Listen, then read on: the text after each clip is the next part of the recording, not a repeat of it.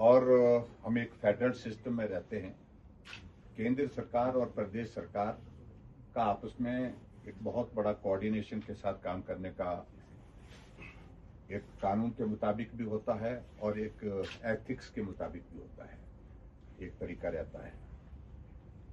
लेकिन जो एक घटना घटित हुई है उसके संदर्भ में हम आपके ध्यान में कुछ विषय लाना चाह रहे हैं। अभी हमारे देश के प्रधानमंत्री नरेंद्र मोदी जी ने एक एआई समिट का जो आयोजन किया दिल्ली में, भारत मंदिर पब्लिक, और आज से पहले भारत में इस प्रकार का कभी भी आयोजन हुआ नहीं था। और यहां तक कि अगर दूसरे देशों में होता था भारत का प्रतिनिधित्व वहां पर नहीं होता था। इस आयोजन में लगभग 20 देशों के राष्ट्र अध्यक्ष रहे, लगभग 60 देशों के मंत्री रहे और लगभग 300 के करीब एग्जीबिशन जिसमें हुई। यानी कि एक बहुत भव्य आयोजन उस दृष्टि से, और भारत एक दुनिया के मानचित्र पर अलग पहचान के साथ जो है वो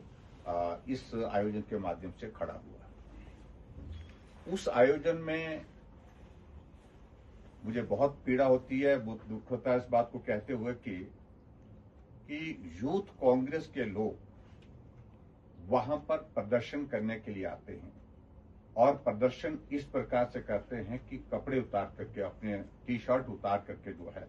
नग्न होकर के वहां पर प्रदर्शन किया जाता है और सीधा सीधा भारत की अंतर्राष्ट्रीय स्तर पर जो छवि बन रही है उस छवि को उन्होंने बहुत बड़ा आघात पहुंचाया। पूरे देश भर में उस सारी बात को लेकर के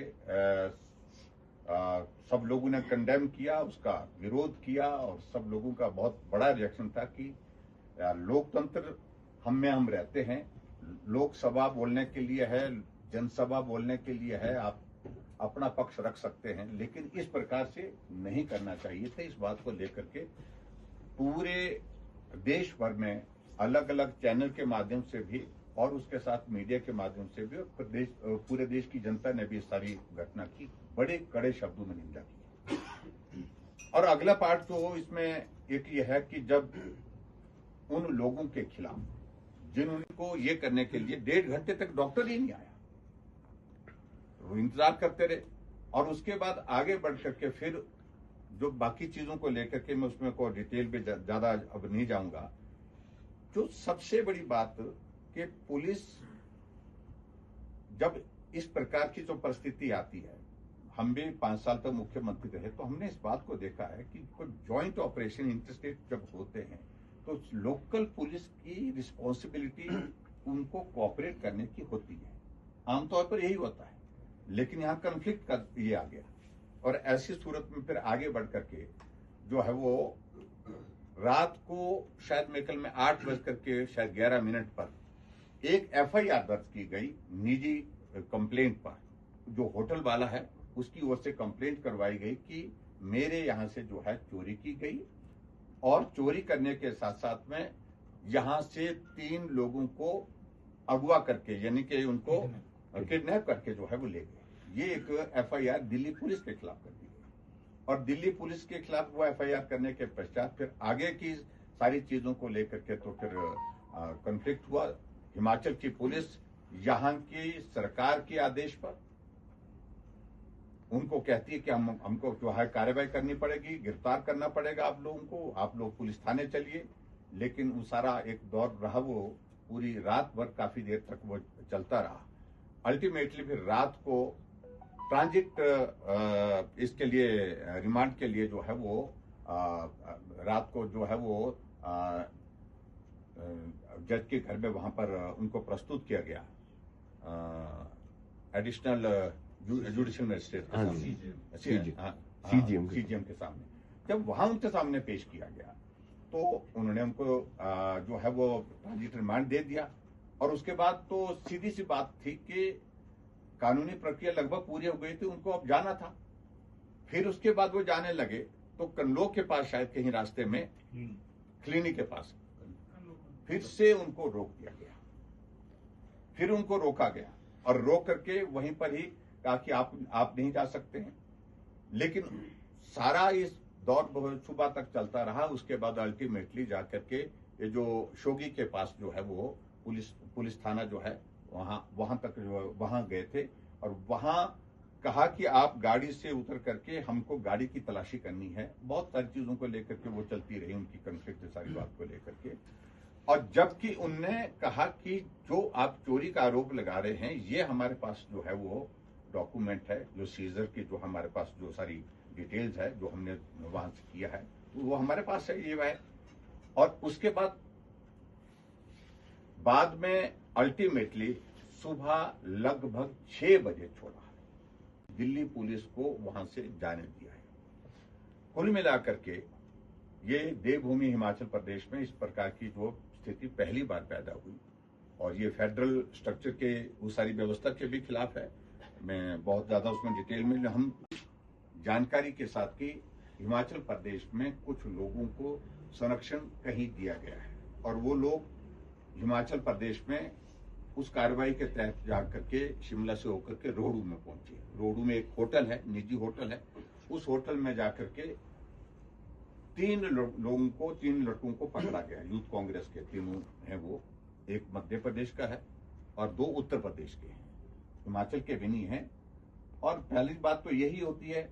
कि अगर वो हिमाचल के रहने वाले नहीं थे तो स्वाभाविक रूप से हिमाचल प्रदेश में वो सरकार कांग्रेस पार्टी की है, यहां संरक्षण मिलेगा, यहां सुरक्षित रहेंगे और इस सोच के साथ वो हिमाचल प्रदेश में प्रवेश किए। और हमारी जो जानकारी के अनुसार जो चर्चा में विषय आ रहे हैं कि वो वहां से जो आए वो सरकारी व्यवस्था के अंतर्गत आए हैं, सरकारी गाड़ी के अंतर्गत हो। यह और भी गंभीर विषय बनता है। जिन लोगों के खिलाफ, देश के खिलाफ प्रदर्शन करने का आरोप लगा है उनको सरकार संरक्षण दे दिया, राज्य की सरकार संरक्षण दे दिया। ऐसी परिस्थिति में आगे बढ़कर के जब कार्रवाई हुई, उनको गिरफ्तार किया और कुछ सीजर भी वहां पर कुछ चीजों को लेकर के किया है, उसमें रजिस्टर और उसके अलावा शायद मेरे ख्याल में सीसीटीवी की जो फुटेज वगैरह वो की जो डीवीआर होती है, तो उसमें उसको ले जाने के बाद क्या हुआ कि स्टेट पुलिस ने यहाँ शिमला पहुंचने के बाद आगे जब वो चंडीगढ़ की तरफ रास्ते में थे, सोलन के करीब जो है, उनको रोका और रोक करके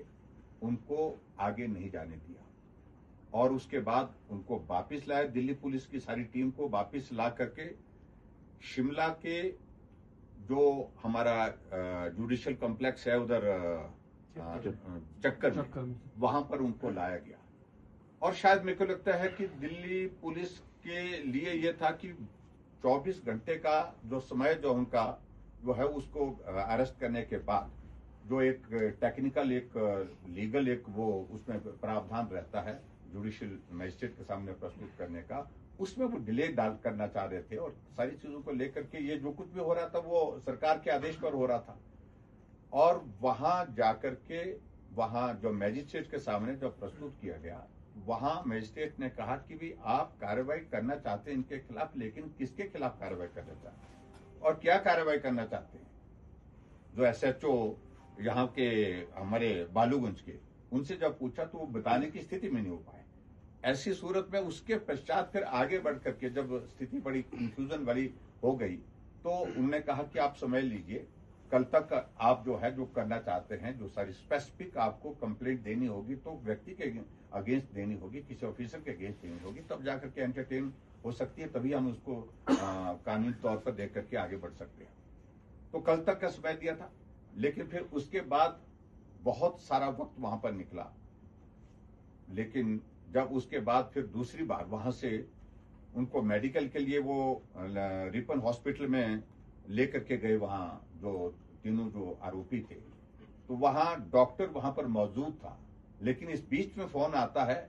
डॉक्टर 1.5 घंटे के लिए गायब हो जाता है।